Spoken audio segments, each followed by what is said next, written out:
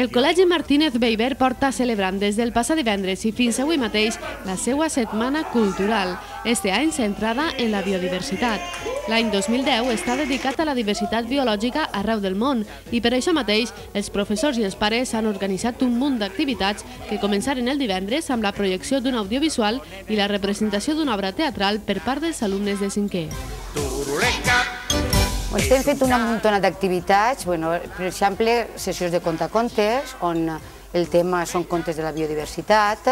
Estem fent audiovisuals per a que xiquets veuen la diversitat biològica que hi ha en tot el planeta i quines formes tinguem nosaltres de col·laborar per a que aquesta biodiversitat continuï existint. Estem fent eixides pel voltant per conèixer la biodiversitat que ens envolta.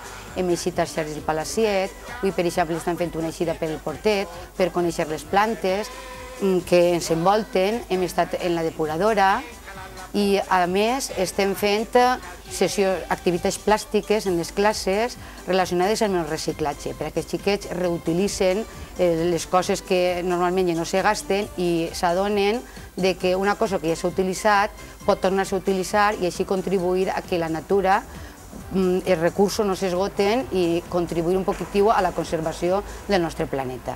Excursions, contacontes, activitats manuals, xerrades per a pares i projeccions de cine han centrat una setmana on els membres de l'Associació de Mares i Pares d'Alumnes ha col·laborat activament.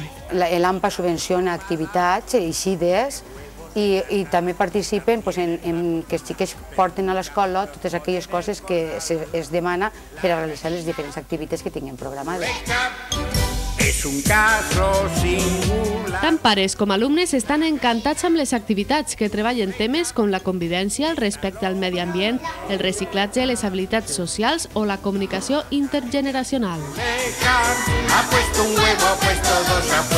Els xiquets estan encantats, els xiquets s'encanten totes les activitats, les eixides, totes les coses que estem fent, i els pares, per l'activitat d'avui, penso que també ho valoren molt positivament tot l'esforç que estem fent per aquest tema i jo penso que ha sigut molt positiva el tema que hem tractat i la participació tant de xiquets com de pares.